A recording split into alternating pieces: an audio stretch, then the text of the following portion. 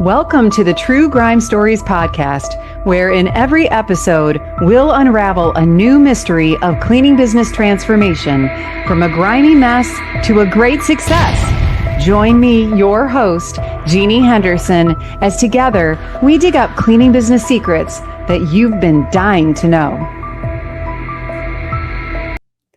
Welcome, everyone, to the next episode of True Grime Stories. I'm your host, Jeannie Henderson, and this is a great day to be here because you're going to want to hear the grime story we're going to share.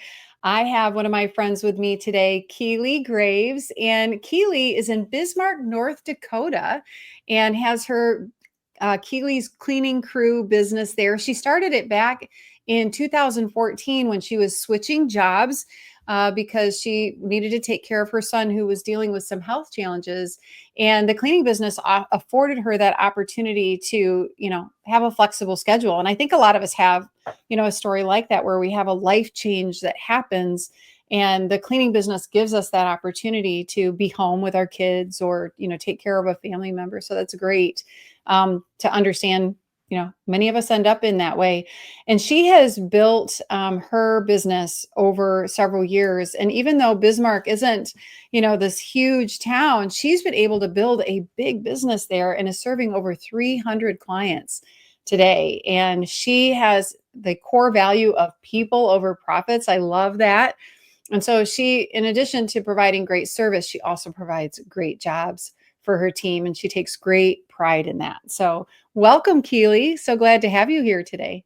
Thank you. Thank you. Thank you for inviting me, and I'm excited about this. Yeah, me too. Me too. So Keely and I go back a couple of years. She was in a coaching group with me, and I knew right away when I met her, like, ooh, this girl's going to do something. It's amazing. And she really has. She's doubled her business in the last couple of years. That's a huge feat. And so congratulations on that. And I'm sure that took a lot of work. It did. Absolutely. Like nothing happens overnight, and just takes a lot of hard work and determination and a great team behind you. Yeah, right. That's such an important thing. So when you first started out, you started out, your son was, you were going through lots of medical treatment with your son and things like that. What was it like starting your business at that time? Was it just you cleaning, or did you have other people with you? Yeah, no, it was just me. When I started the business, I had no intention of hiring and having employees and nothing like that. It kind of all happened by accident. I had others reach out to me in similar situations that needed to care for children or be home for the bus. And, we're very rural where we're at. And so their daycare is hard. And so there's a lot of people that don't have the option of having daycare after school, or after the kiddos get off the bus. So I had others reach out to me looking for employment, and it just kind of snowballed from there. Wow. Yeah. And I love that you use the word accidental because so many of us are accidental entrepreneurs. We thought we're just getting a job for ourselves and it ends up growing into a business. And in your case, a thriving business. Yeah. But I'm sure that there were some challenges along the way. Yeah, absolutely. Every milestone you meet creates a whole new, challenge. Like Debbie says, there's a devil at every level, and there is so much truth to that. Yeah, yeah. I mean, I even find that today, it doesn't matter what that new level is. There is definitely a devil waiting there for you. Yep. You think, well, you get to a certain point and you're not dealing with that anymore. Like when you're an absentee business owner, but no, there's still challenges. Sorry, everyone. Yep. They don't go away. Whether you have a, $500,000 business, $1 million business, or a $5 million business, there will be challenges. And that's what we're all about here at True Grime Stories, because we're all about proving that they're going to be there, but we can overcome them. Absolutely. And, sharing those solutions with people. So when you first got started out, like, what was your team growth like? At what point did you start having people working with you? Yeah. So when I started in 2014, I cleaned independently by myself for, I would say, the first 3 years. And then, like I said, had people reach out to me, and I just grew as they came. I wasn't advertising for employees. I wasn't looking to grow. happened on its own. And it wasn't until about 2 years ago when I joined CBF that I was really in a point where I was thinking, okay, I either need to go big or go home. It was one of those where I Mhm. was, as many business owners do, you wear many hats, and it was just getting overwhelming, and I couldn't do it all by myself anymore. So I was at the point where I either needed to promote or bring someone else on, in order to grow. So yeah. Well, and a lot of cleaning business owners hit that spot. It's kind of like you hit a wall where it's like either I'm going to grow past this or I'm going backwards. Yep. And oftentimes we see people going backwards. I remember meeting a cleaning business owner in my area many years ago, and I think I had like 10 or 12 team members at the time, and she goes, "Oh, I used to have 15, but I'm never doing that again." She said, "I'm never doing that again." And she's down to about 6 or 8 people. Like, that was manageable for her. She never wanted to grow beyond that, where I was like, "Nope, I'm pushing past it." Yep. So yeah, but that a lot of us run into that. So that's a really great. It's great that you brought that up, because I think sometimes people think it's just them. Yeah. It's And it was hard for me to think about having somebody else on the team that wasn't income producing, and being responsible for that income, and their wages and things. And so that was a huge step for me, because prior to that, they're making their own wage. So Mhm. that was hard for me at first. That's a big scary step right there, to Mhm. trust that you're gonna be able to expand beyond the to grow your income enough to then pay for another person who isn't actually out there generating revenue. Right. Yeah, yeah, that's for sure. So, obviously you're growing your business, and over the last couple of years, growing leaps and bounds. We like to talk about the grime here. We like to dig deep into some really grimy time that you had to get through. So, thinking back, what's one grime scene that happened in your life, in your business, that you figured out how to overcome?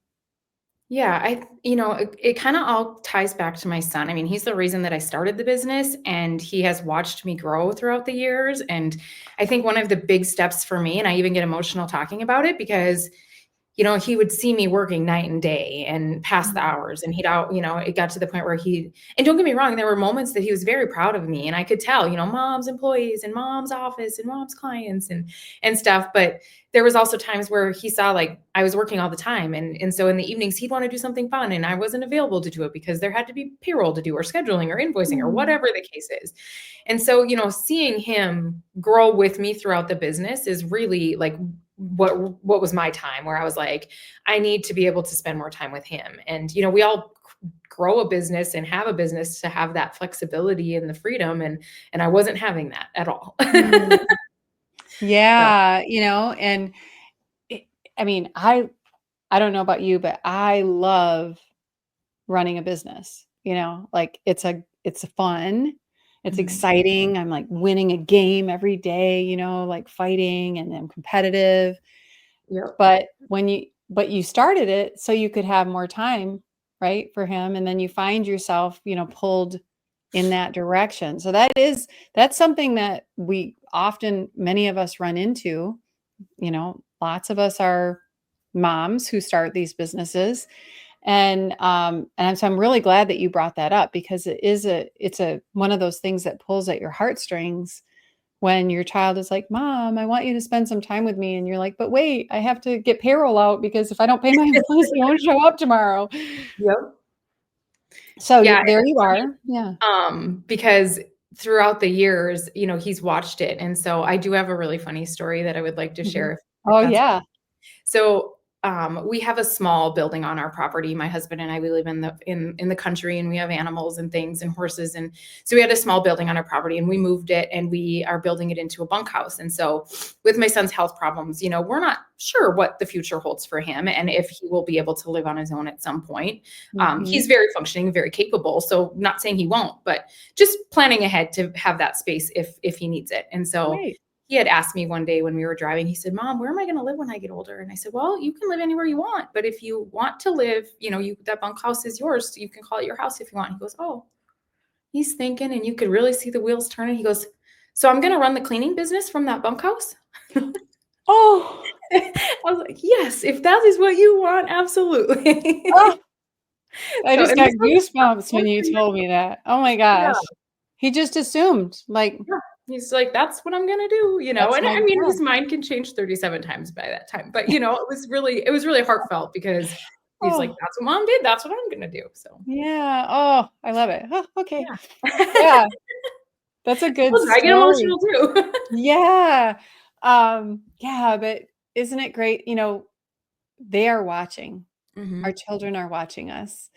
And our employees are watching us too, and they learn from watching what we do, and we don't realize the lessons we're teaching them, like, all the time with everything that we do, and I'm sure he's so proud of the business that, he's watched you build from the very beginning, Yeah, um, and to know that he was the inspiration, that. absolutely, he was 100%. Yeah, oh, I love that. Thanks for sharing that. That Yeah. was wow, that was good. That's gonna stick with me for a while. Um, so, here you are, you realize like, oh my gosh, I've built this giant business that, or busy, business that I have to like constantly be running. I have got to find a solution, right? Mhm. To get more time for the thing that, for the reason that I started it. Yep. So, what were some of the things or what's one thing that like really turned that around for you so that you were able to spend more time with your family?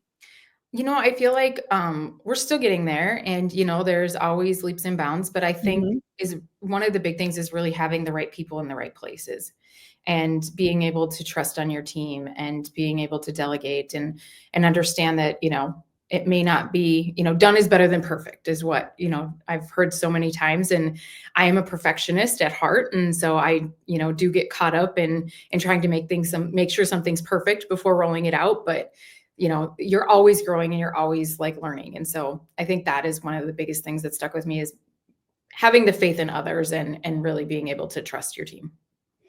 Well, and this is an area that I see entrepreneurs suffer, like, not suffer, but like that they're challenged with it, but it does cause suffering for them and their family because they can't let go. Mhm. They're like holding so tightly onto these tasks that they think they're the only ones who can do that, or they don't want someone else to make a mistake, Right. you know?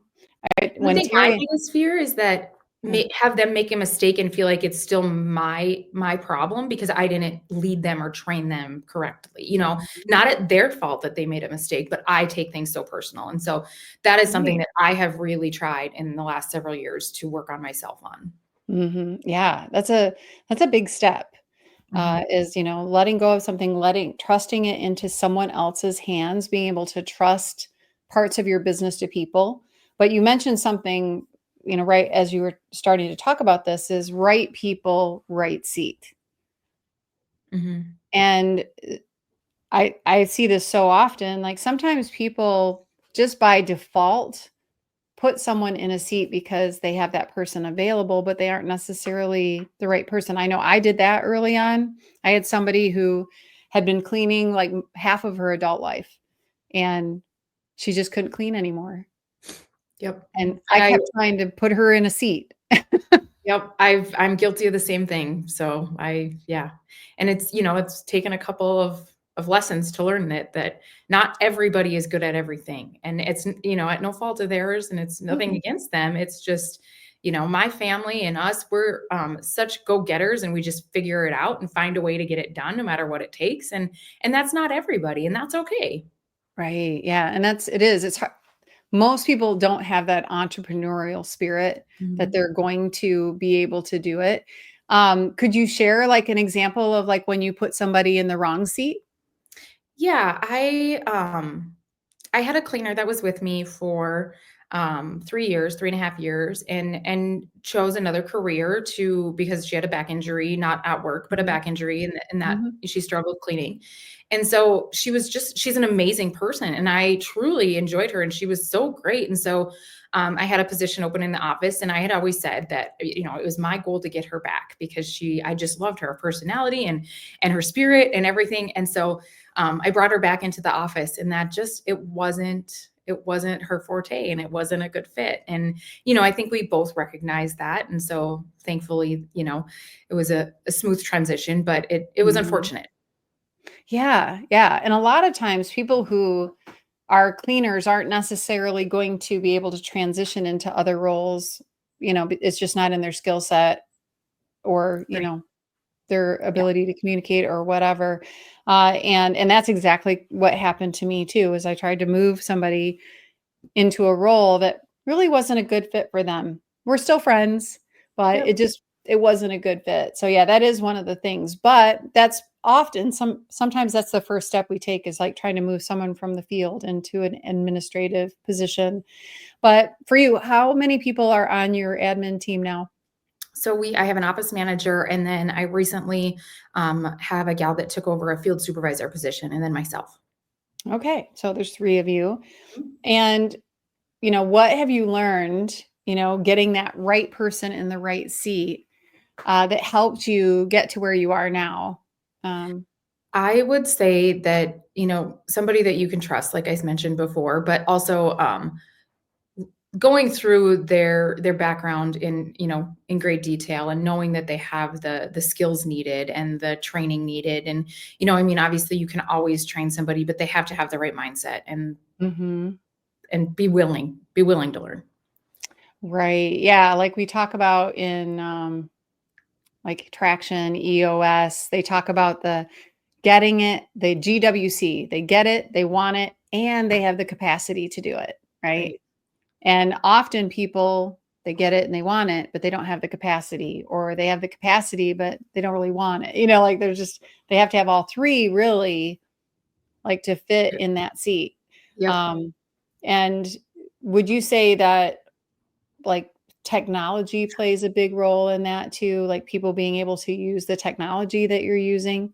Yes, absolutely. I'm old school, and so we still do a lot of spreadsheets and stuff like that. And so, I um, love spreadsheets, man. me too. Numbers. I am all like, know your numbers, right? So yeah, Yeah. so and having somebody that has at least a little bit of history in that, and knowing what a sheet is and what a tab is, and what, Yes. Like you can't teach that to you do not have time to teach someone how to do a spreadsheet or how to use Google Suite, or you don't have that kind of time. Like Right. somebody has to come to you with that basic knowledge. And if you hire someone who doesn't have that, you're just going to be so frustrated. Yep. But I see it happen all the time, and I've done it myself. Hmm. And being part of the pro group and having our cohorts and stuff, that's huge to me. Like being able to bounce things off of people and getting others' opinions, and you're kind of going through the trenches at the same time. And so I've gotten a lot of advice and a lot of support through our group, and that's helped me a ton, especially through these transitions that we're going through. Yeah, yeah.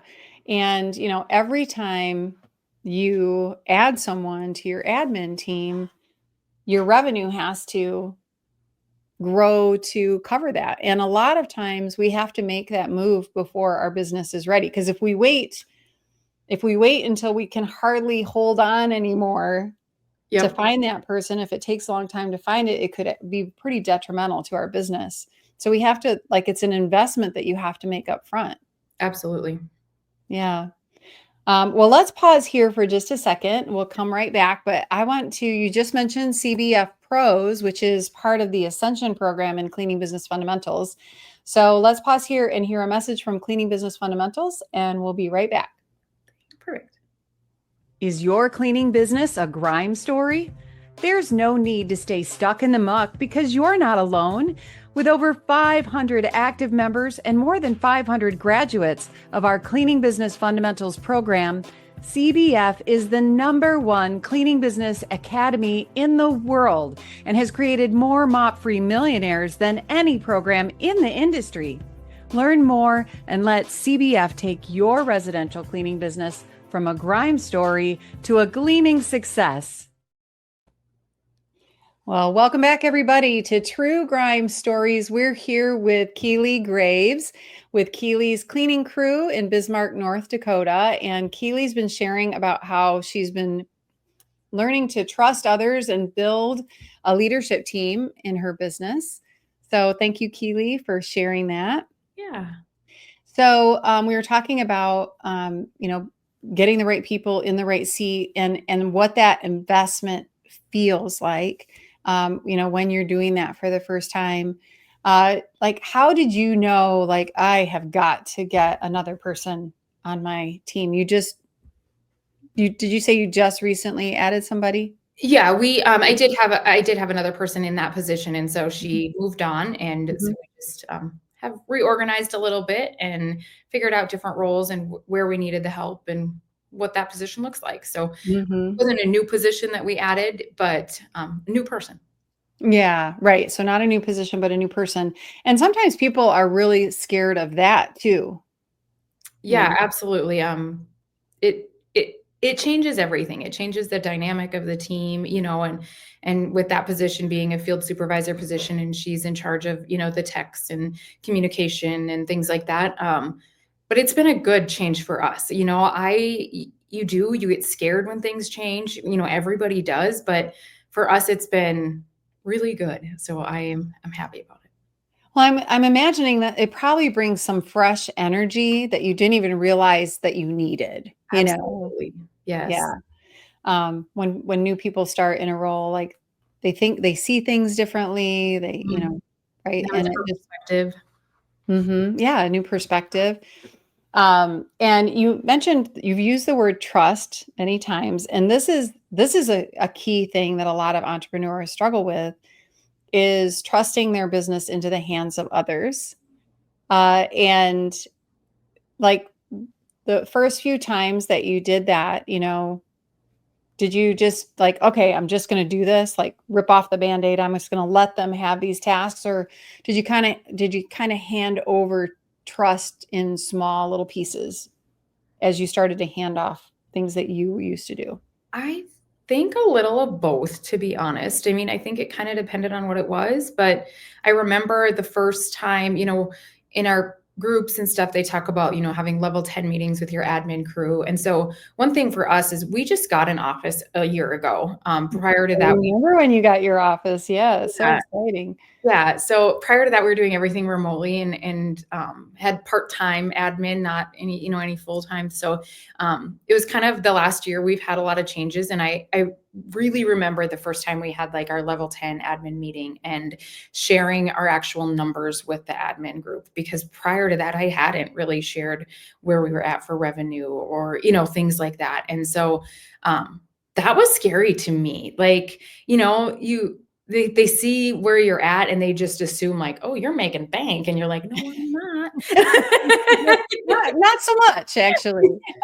Yeah, so, along with sharing those numbers, you have to kind of preface it and be like, "Well, here's our expenses and here's what our payroll is." And, I mean, not direct numbers, but within reason so that they understand that this isn't just all income coming in, there's a lot that goes into it. And, I think that kind of ties back to the CBF stuff that we've talked about. Is Mhm. That's one thing that I have really tried working on. Is I've always thought that I knew my numbers, but I knew what we were bringing in. I knew what our expenses were, but when you start talking about acquisition costs and lifetime values and retention rates and how that affects things, like that's a whole nother level of knowing your business.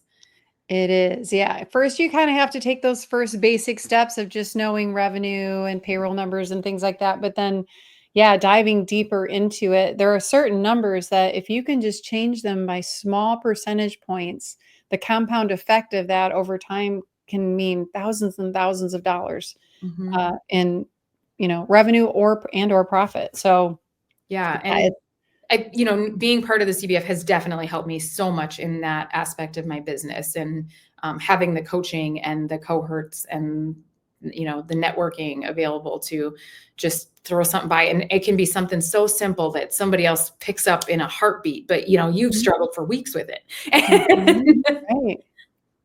Yeah. Yeah, that's the bonus of being in a community of people who are living the, very similar life to yours and running a similar business.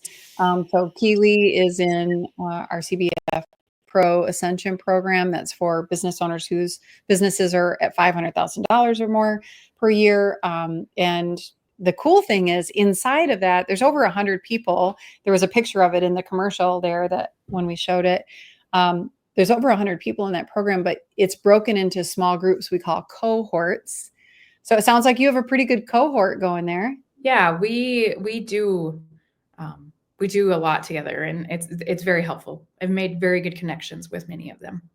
Yeah, that's so great. It makes such a huge difference. I'm part of a few different cohorts inside of CBF, and I have one in the elite program, and then I have like my statewide group that we share a lot with, and it just not going it alone is so important. Um, Absolutely. Entrepreneur doesn't mean by yourself. No, yes. And it's funny because for 11 years now I've had the cleaning business, and you meet somebody new or you run into an old acquaintance, oh, what are you up to? Oh, I want a cleaning business, and they're like, oh, and they just think it's like something so small. They don't, You're like, oh, it's hard isn't to that explain. cute? Yeah. Yeah, exactly. Yeah. And even when you tell them, we clean over 300 houses and we have this many employees and stuff, they still, even they're like, oh, good for you, but they just don't get it sometimes. Yeah, I mean, the people that you and I are meeting in this program, I mean, we run some of the biggest small businesses in the United States. A lot Mhm. of, I mean, there are the majority of small businesses in the United States never get over 5 employees. And, Yeah. so the fact that, we're running these teams and, running the type of revenue that we are, a lot of people don't realize that, this is big small business, so yeah. No, this is really great. Well, and I love that you brought this up because this is one area, like you brought up, just sharing your numbers with someone is such a big step. And I do remember that, like, okay, here we go. I'm going to Mhm. tell them my revenue. Yep. And then it becomes just part of what we do. And the really cool thing that I have seen, Keely, is they start to take ownership of those numbers. Like I like to call them entrepreneurs. They're like, they take that and they make it their own goal of reaching these different, daily sales numbers or weekly sales numbers. And it's just really exciting to see. Sometimes I feel like, wow, I just need to get out of the way because they are passionate about this and I'm going to let them go with it. But it's That's something that we actually took from you, Jeannie, was in one of the calls that I was on with you, is the daily snapshot for the employees to see. And that has Mhm, been helpful too, for them to just see how many jobs we did today, how many texts were working, did anybody call out, so that mhm. was fun. It's been fun for them to be a part of that. Yeah, just and that's I'm glad you brought that up because everyone in our business can and should have a number or multiple numbers that they're watching that they have control over. Mhm. And we just actually recently surveyed our technicians and asked them if they like those reports. And by far, everyone said, oh, yeah, we love them. Keep sending them. They're great. Like, this Mhm. really helps us understand what's going on. And it helps them see how they can make a difference. The one thing that, and I think you had shared this when you had told us about this, but our attendance has been way better since we started that. Like, them seeing they don't want to be the one on there that called out. Right. Like, Even though we don't name them, yeah, no, like, we don't name them. We don't, but it just has the one or two, well, whatever it is. But they don't want to be that one on there. So, right. Because they know what, when someone is absent, how that causes everything has to shift that day and you end up going to a house you're not familiar with and all that kind of stuff. So it is great that end of day report, even if it just has one or two numbers on it, can really get your team, your whole team, including your cleaning technicians, dialed in to important numbers that they can impact. So that's another trust thing as well, is you're building trust in both directions, by sharing information with them and then them being able to, trust each other. Like, it helps build team trust and all of that. right. So yeah, I'm Yeah. glad you brought that up because that is something that we have found to be really impactful too. Yeah. Okay, so you built this great business. Now you have started building that leadership team, which is so important. And you're at 300 clients. I was reading, you're kind of expanding into other communities around Bismarck. So what does the future hold for Keely and Keely's cleaning crew? What are you hoping for? What's the big goal? Yeah, I mean, just, I think the biggest thing for me is providing more jobs for those that need it. We really have tried to work with our employees and in their time, and having the flexibility for them has been huge for our business. And so I hope that we can continue to provide jobs for the community and keep growing. I mean, that's the end goal in any small business, right? Right. If you stop growing, you're dying. Right. So got to keep growing, keep moving forward. And people like to be part of a growing company. Yeah. It makes people excited. It helps get everybody excited when we can share those wins. Well, you've definitely got great plans, and you've got, you're surrounding yourself with people and investing in yourself. So congratulations on that. Thanks. And, we at True Grime Stories, we love to solve those grime scenes, and being able to build a business that gives you that extra time. And the way you do that is by finding the right people in the right seats, and then trusting them Yeah, with the things that you have to let go of. And sometimes, and I'm sure you found this, they're much better at that thing because they can focus on it. absolutely. Yep. Yeah, I see that all the time. So, what's one last piece of advice that you want to share with somebody out there who might be, in the business for over 10 years like you, or maybe just starting out or thinking about starting a cleaning business? What's one thing you wish you would have known? I've always had a really strong support system, but I would say, my husband is my rock and he is there all the time. So when the lows are low, and he is my positivity, I tell you, and find that person, Great. find your support, because that is going to get you through those low times and help you celebrate the high times, because, you have to celebrate the little things, but the big wins are fun to celebrate. And so having somebody to do that with is great. Oh, that's so great. I love that. And, you know, when you own your own business, it's a family affair. Right? Absolutely. Whether they're working in the business with you or not. So that's really cool. What a huge win for you that you have that, support system like that. That's great. What a great share.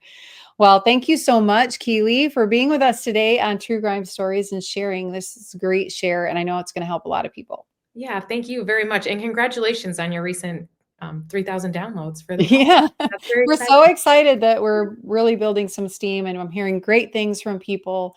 So if you are out there listening today to True Grime Stories, I would love to hear from you.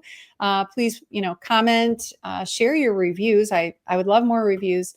But also, if you want to talk about your business and how CBF can help your business grow, you can set up a free call with me. Just click the link in our show notes, and be sure to subscribe, download, and share this with somebody you care about who wants to grow their cleaning business. And thanks everybody for joining us today on True Grime Stories. We'll see you on the next episode. Thanks everyone. Thank you. Bye.